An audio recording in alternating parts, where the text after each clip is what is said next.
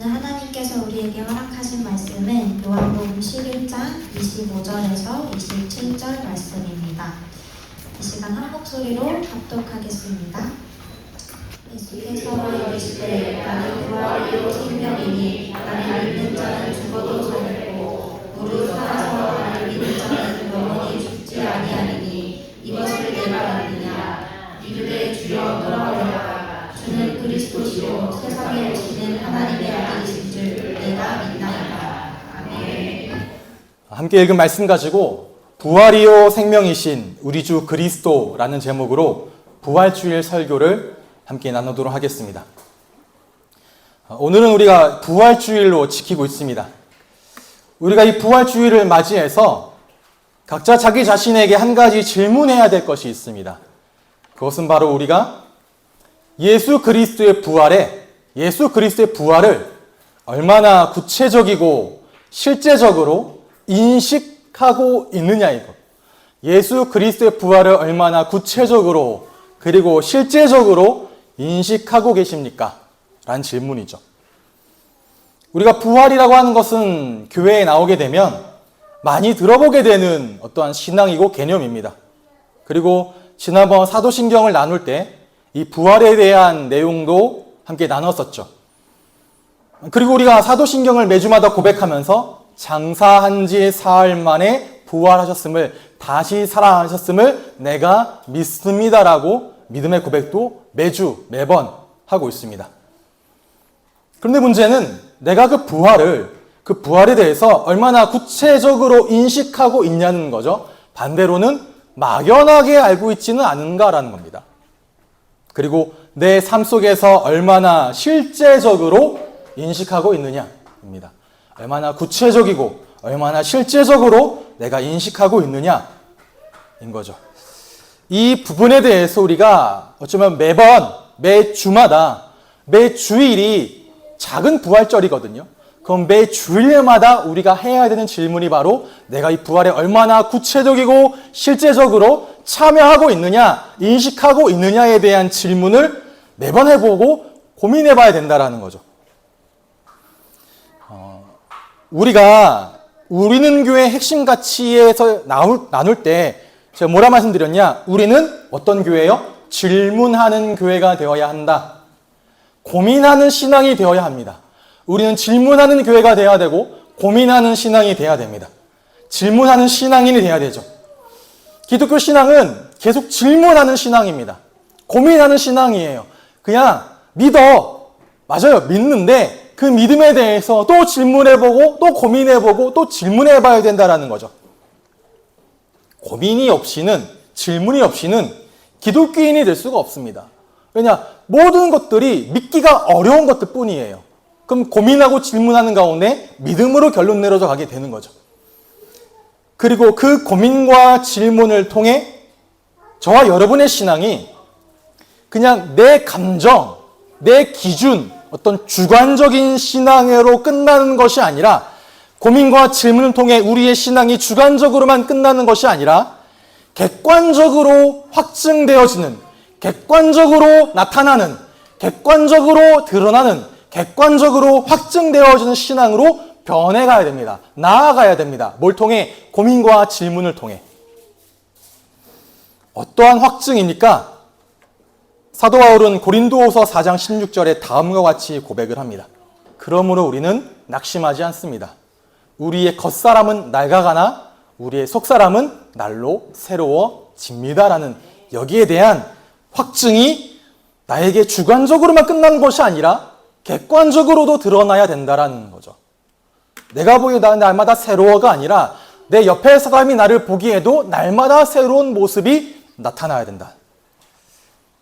이 고린도후서 4장 16절의 고백은 부활의 생명을 가진 자의 고백입니다. 그 부활에 대한 믿음을 가진 자가 할 수 있는 고백이라는 거죠. 여기서 날로 새로워진다라는 말이 뭐냐면 예수 그리스도를 주로 믿음으로 내가 거듭나게 되었는데 그 거듭난 나의 존재가, 거듭난 나의 실존이 뭐냐? 계속해서 새롭게 되어져 간다라는 겁니다. 어제도 새로웠고 오늘도 새로웠고 내일도 새로워져 간다. 계속해서 새롭게 되어진다. 계속해서 새롭게 되어지고 있다라는 게 바로 날로 새로워진다라는 거예요. 이처럼 날로 새로워진다라는 것은 부활을 믿는 우리의 신앙이 오늘날 나의 삶에 굉장히 구체적으로 다가오는 위로가 된다는 겁니다. 날로 새로워진다라는 것. 제가 큰아이랑 이제 등교를 같이 합니다. 물론 둘째도 같이 하는데 첫째, 둘째랑 등교를 같이 하면서 제가 한 가지 전에 없던 행동을 올해 들어서 하게 되는 게 한 가지가 있어요. 제가 이 이야기를 제가 고등부 때 담당했던 제자들에게 해줬더니 굉장히 진저리 치더라고요. 그러지 마시라고. 벌써부터 그러시면 안 된다고 막 이렇게 하는 거죠. 그게 뭐냐면 지나가다가요. 제가 모르는 꽃이 있으면 가까이 가서 구글 렌즈로 찍어봅니다. 이거를 아마 20대는 모를 거예요. 안 할 거야. 그죠? 안 하죠. 그냥 꽃은 꽃이지 나는 나고. 전 지나가다가 이제는 모르는 꽃이 있으면 찍어봅니다. 렌즈로 찍으면 알려주잖아요. 그리고 이게 무슨 꽃이다라고 이제 서유리에게, 서빈에게 알려줘요. 근데 그럼 서빈이는 크게 관심이 없어요. 그냥 꽃이 피었다 이죠. 서유리는 조금 관심을 보이긴 합니다. 그래서 이런 모습을 저도 보면서 내가 전보다 나이가 들긴 들었구나라는 것들을 좀 알게 되는 거죠. 그래서 전에는 몰랐던 꽃 이름, 봄꽃 이름들을 좀 많이 알게 됩니다. 아파트 단지에 심어놨던 것들. 전에는 제가 식별할 수 있는 꽃은 벚꽃, 개나리, 진달래, 민들레였어요. 다 알잖아요. 근데 지금 뭘 아냐? 철쭉도 알아요. 상수유도 알고요. 매화가 뭐고 벚꽃이 뭔지를 구분합니다. 달라요. 매화와 벚꽃은 다르더라고요. 그리고 백목련, 자목련, 라일락, 이거 굉장히 신기해요. 조팝나무, 꽃. 굉장히 예뻐요. 네. 그런데 보면서 굉장히 신기한 겁니다. 뭐가 신기하냐? 긴 겨울이 지나고 봄이 되자 새로운 싹이 돋아나고 꽃이 핀다라는 게 저는 이제 좀 신기하더라고요. 전엔 안 신기했어요. 그냥 피는 거지. 근데 지금은 신기해요. 근데 이 새로운 싹이 돋아난다는 걸 우리가 어떻게 아느냐? 그 안에 생명이 있으면 당연히 봄이 되어 새 싹이 돋아날 것을 우리는 기대하게 되어집니다. 새싹이 돋을 것이다라고 확신하게 되어지죠. 그렇게 봄이 되어 돋아난 새싹이 여름이 되면 녹음이 울창하게 되는 것과 가을이 되면 열매를 맺을 것을 우리는 기대하고 확신합니다. 비록 겨울에 앙상한 나무들, 헐벗은 나무들을 보지만 그 뒤에 이런 것들이 다가올 거라는 걸 우리는 뭐예요? 확신해요.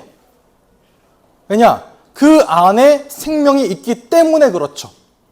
여러분 여기 교회에 들어오기 전에 사무실 입구에 보면 나무가 하나가 있는데 저 나무가 처음 들어와서 몇 주 지나기 전에 싹 죽었습니다. 잎이 다 떨어졌어요. 왜 떨어지는지 모르겠을 정도로 영양제도 줬는데도 떨어지고 그냥 가지만 남을 정도로 이제 죽었다 다 생각했습니다. 죽었다 얘는. 그래서 밖에 내놨죠. 죽었으니까 이 안에 못 들어와. 나갔는데 어느 날 싹이 돋아나는 거예요. 꽃이 펴요.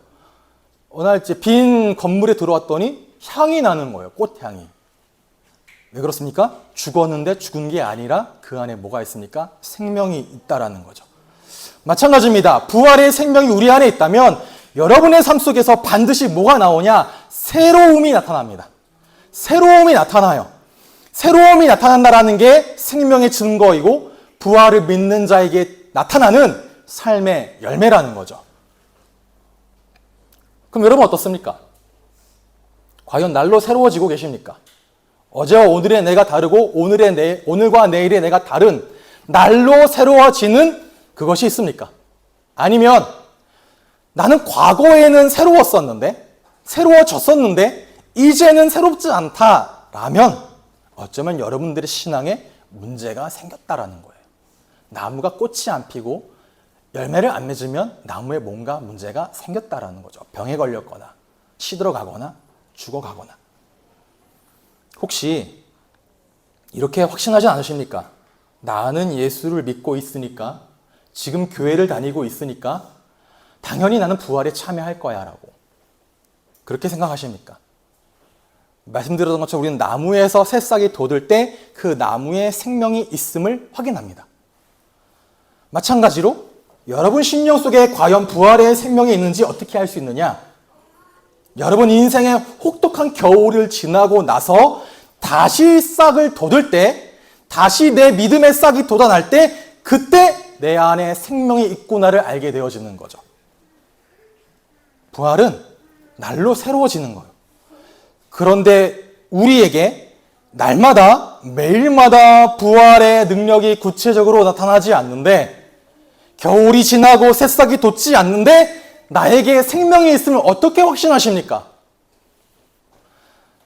나는 부활의 먼 미래에 참여할 거라고 어떻게 확신하십니까? 나에게 지금 생명의 증거가 나타나지 않는데 구체적으로 실제적으로 드러나지 않는데 어쩌면 우리는 때론 부활을 막연한 희망으로 생각해요. 그 어느 날, 그 언젠가, 그날에 내가 다시 살 거야. 뭐는 없는데 내 삶 속에 새싹은 돋지 않는데 입술로는 부활을 믿는다, 부활에 참여할 거다라고 고백은 하지만 삶 속에서 아무런 새로움도 아무런 생명력도 나타나지 않을 때가 있습니다.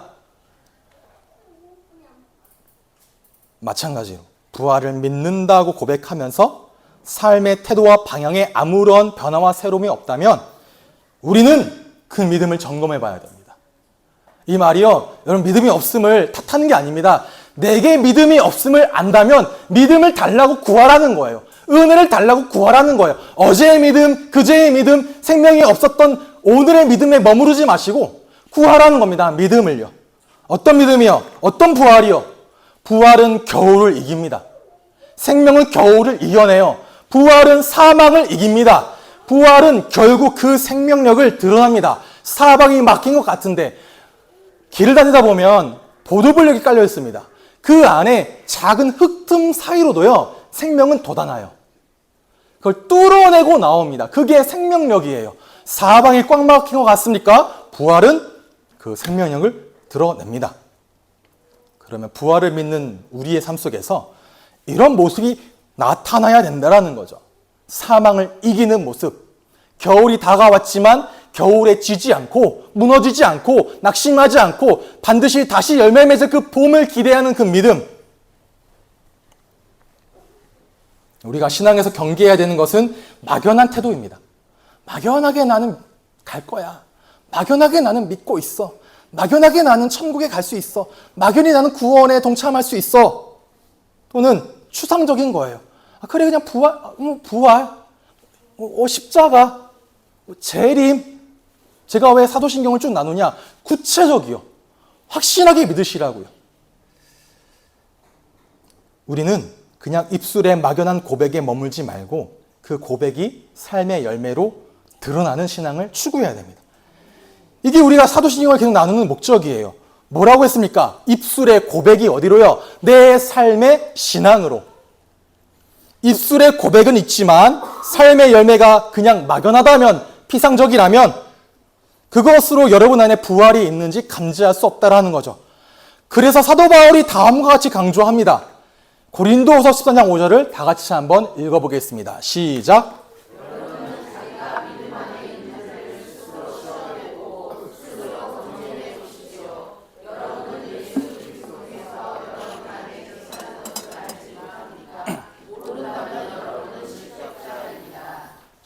아멘. 이 말이 너네 믿음 없으면 탈락한 거야 라고 말하는 게 아니에요.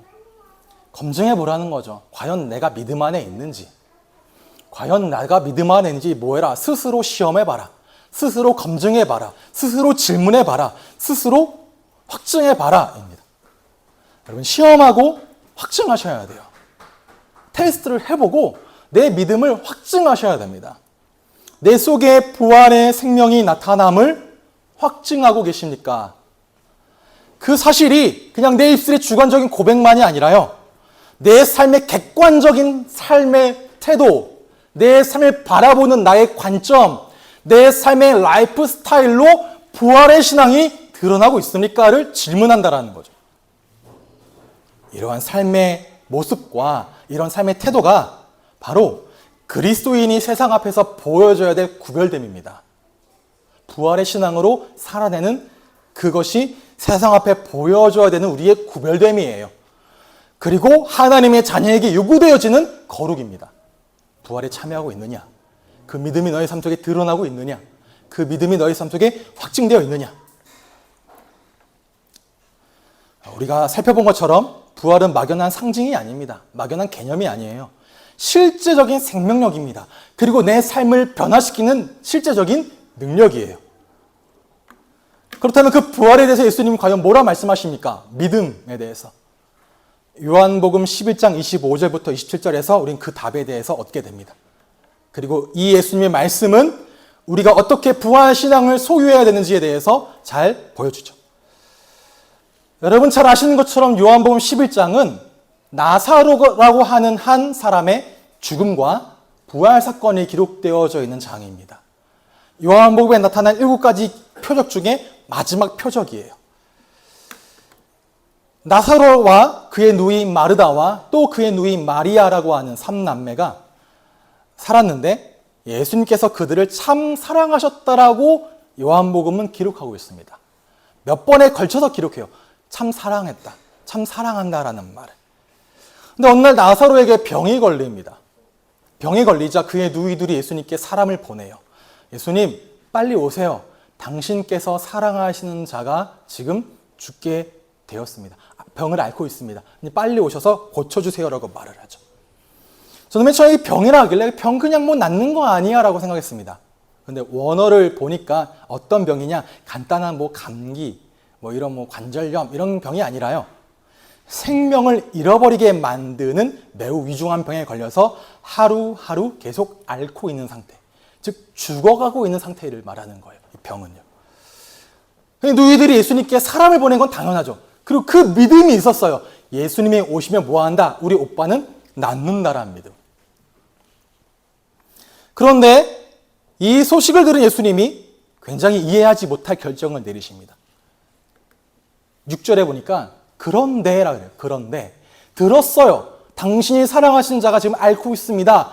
그런데 예수님께서는 그 말을 들으시고도 계시던 곳에서 이틀이나 더 머무르셨답니다. 사랑하면 달려가야 되잖아요. 사랑하면 빨리 모든 일을 내팽겨줘 두고 가야 되잖아요. 그런데 더 머무르십니다. 어떤 인상이냐? 예수님이 의도적으로 가지 않는 것 같아요. 지체하고 있는 것 같아요. 그런 인상이 강하게 받는다는 거죠. 그런데 그것을 알려주는 게 14장과 15절입니다. 예수님 말씀하세요. 나사로는 이미 죽었어. 내가 거기에 있지 않은 게 너희를 위하여 오히려 잘된 일이므로 난 기쁘게 생각한다. 이 일로 말미암아 너희가 믿게 될 것이다. 이제 뭐 하자? 자, 가자. 그에게로 가자라고 말하죠. 나사로가 죽게 되기를 기다리는 모습입니다. 예수님은요. 사랑하시는데요. 그리고 그것이 오히려 잘 되었다라고 말씀하세요. 왜 그렇습니까? 나사로의 죽음이 그 누구도 부정할 수 없을 정도로 분명해야 우리는 예수님만이 부활의 주인이요 생명의 주인이심을 믿게 되어집니다. 그래서 나사로가 죽어서 더 이상 인간의 힘과 상식으로는 가망이 없음을 인정하게 될 때까지 예수님 어쩌면 기다리셨다는 거죠. 그리고 그 기다리신 이유에 대해서 이미 말씀하셨습니다. 4절 다 같이 한번 읽어보겠습니다. 시작.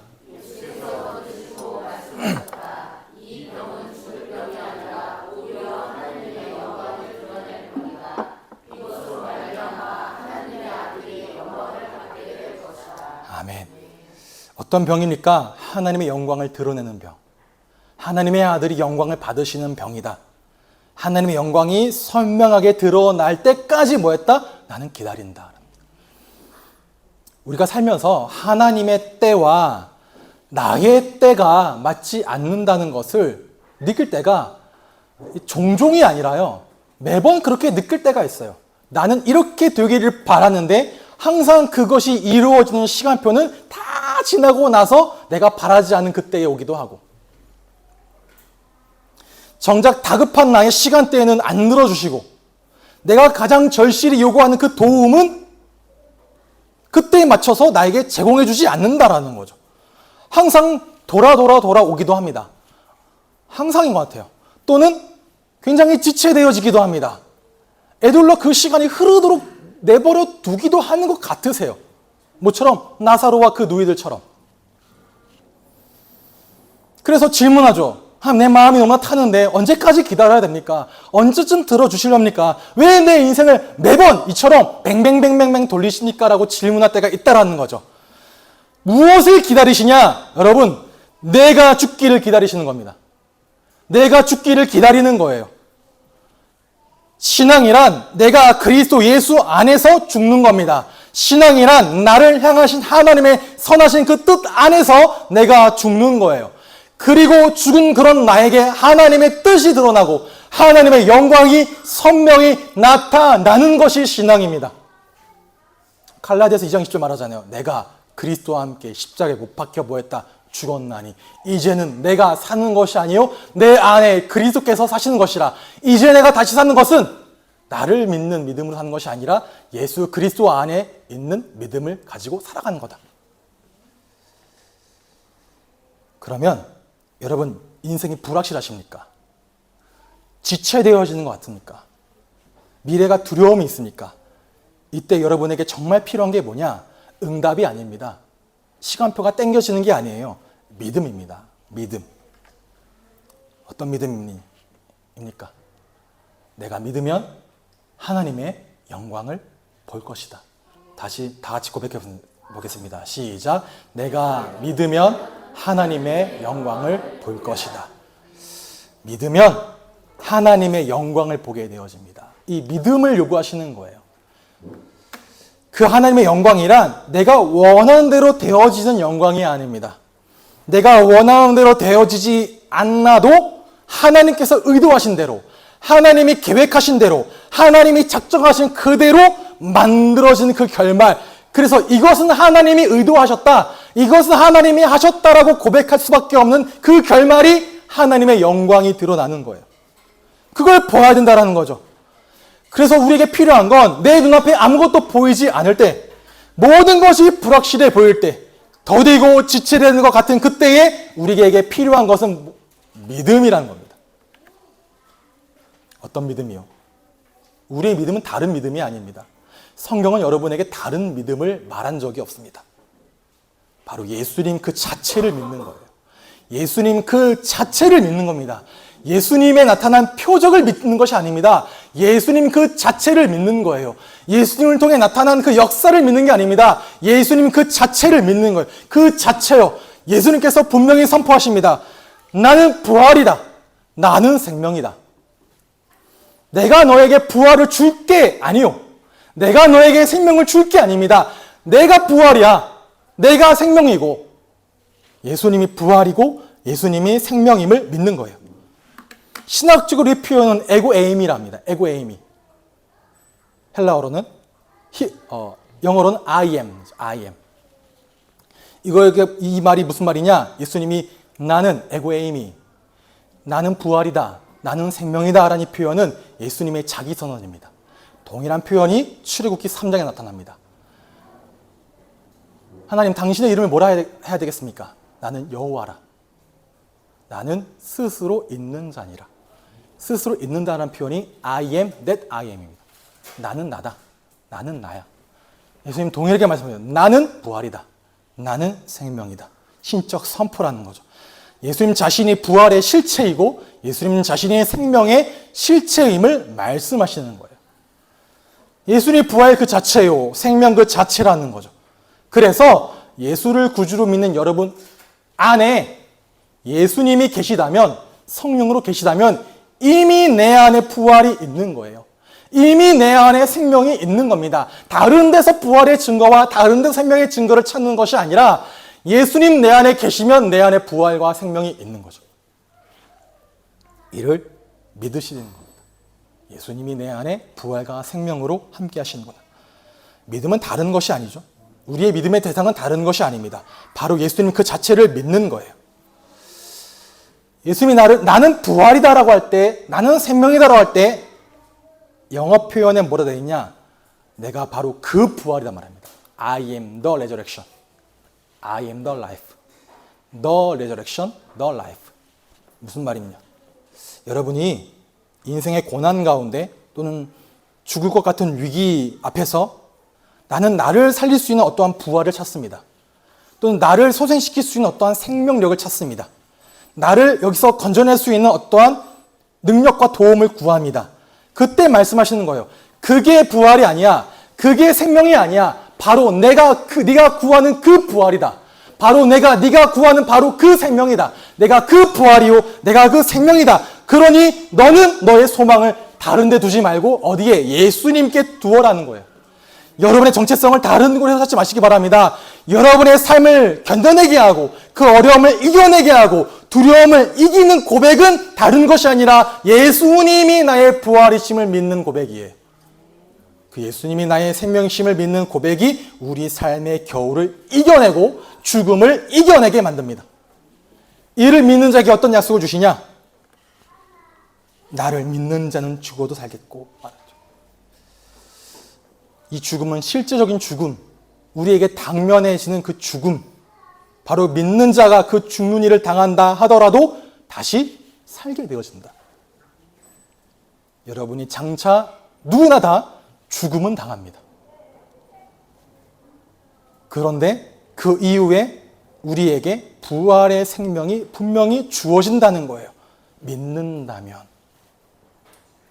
더 놀라운 약속이 뭐냐? 무릇 살아서 나를 믿는 자는 영원히 죽지 아니하리라. 단순히 죽음이 이후에 부활이 있다는 말만이 아니라요. 지금 살아서 그 부활의 신앙을 가지고 있는 자는 영원히 죽지 않는다. 결단코 죽지 않는다. 단순히 육체적으로 죽지 않는다는 말이 아닙니다. 다 죽어요.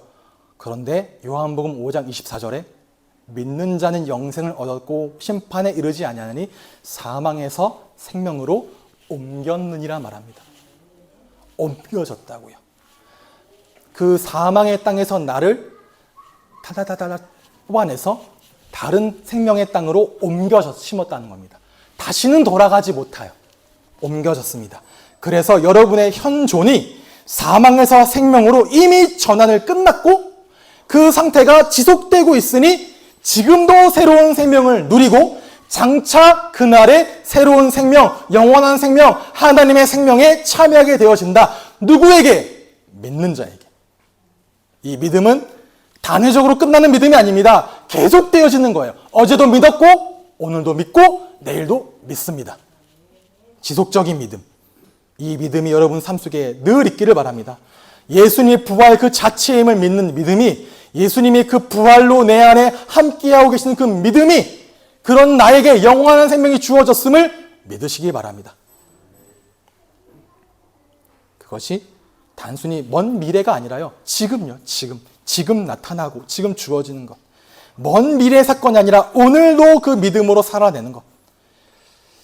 예수 안에 참된 생명과 참된 소망이 있음을 늘 바라보시고요. 그 생명으로 지금 나의 삶을 살아나가는 겁니다. 어떤 삶? 예수를 주인 삼는 삶. 그 주인 되심을 모든 분야마다 인정하는 그 삶. 이 땅의 것에 소망 두지 않고 하늘의 것을 바라보며 살아가는 그 삶. 언젠간 다시 오실 그 주님 앞에 오늘도 내 삶에 함께 하시고 나를 인도하시는 그 성령 안에서 하나님의 목적을 위하여, 하나님의 영광을 위하여 모델로요. 우리가 날마다 고백하는 그 사도신경의 고백대로 살아내는 그 삶을, 그것이 나의 삶의 방식으로 변화되도록, 그것이 나의 삶을 실제적으로 변화시켜 나도록 오늘을 부활의 믿음으로 살아내는 거예요. 그래서 질문하십니다. 마르다에게 하신 질문이죠. 동일하게 저와 여러분에게 하신 질문이에요. 자, 이것을 내가 믿느냐? 나를 믿는 자는 죽지 않고 살아서 나를 믿는 자는 영원히 죽지 않는데 너 믿니 이거? 지금 물어보시는 겁니다. 너는 지금 이 부활의 생명으로 살아내고 있느냐? 묻는다는 거죠. 삶이 무너지는 그 가운데 세상의 다른 것에 소망을 두는 것이 아니라 부활하신 예수 그리스도께 소망을 두고 살고 있니? 물어보는 거죠. 오늘도 나의 삶 속에 오직 예수님만이 나의 주인이시오. 예수님만이 나의 구원이시오. 그가 지금 살아계셔서 나를 통치하고 계심을 너는 믿고 있냐? 인정하고 있냐? 확증하고 있냐? 물어보신다는 거예요. 이런 질문 앞에 여러분들 고백하시기 바랍니다. 네, 주님, 그렇습니다. 나는 오늘도 예수님이 나의 구원자, 곧 그리스도이심을 믿고 예수님이 살아계신 하나님의 아들이심을 믿습니다. 이 믿음을 언제 더 붙잡아야 되니까? 삶이 잘 되고 평탄하고 순조로울 때 그땐 다 믿음 좋아요. 고난이 주어지고 어려움이 닥치고 내게 슬픔과 아픔이 찾아왔을 때 그래서 세상 사람들이 나에게 묻습니다. 너의 생명은 어디 있느냐?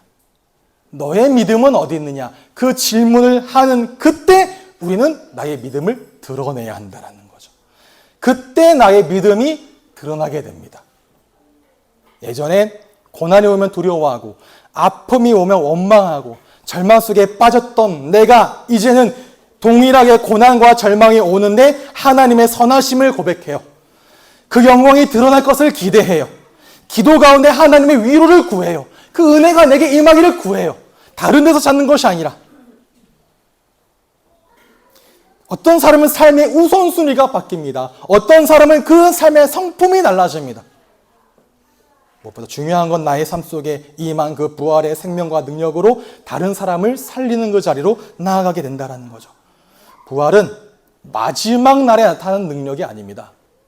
부활은 지금 나의 삶 속에서, 오늘 나의 삶 속에서 그 능력이 나타나는 겁니다. 현재 나의 삶 속에 고난과 겨울이 찾아왔을 때 우리 안에 부활이요 생명 되신 예수님을 주인 삼으면 반드시 새싹이 돋아나고 반드시 생명이 드러남을 여러분 날마다 확인하시길 바랍니다. 그리고 그것을 통해 우리는 확증하게 돼요. 아, 내가 장차 임할 그 부활의 영광에 참여하게 되어지는구나라고요. 이런 확신이 여러분들에게 늘 있기를 주님의 이름으로 축복합니다.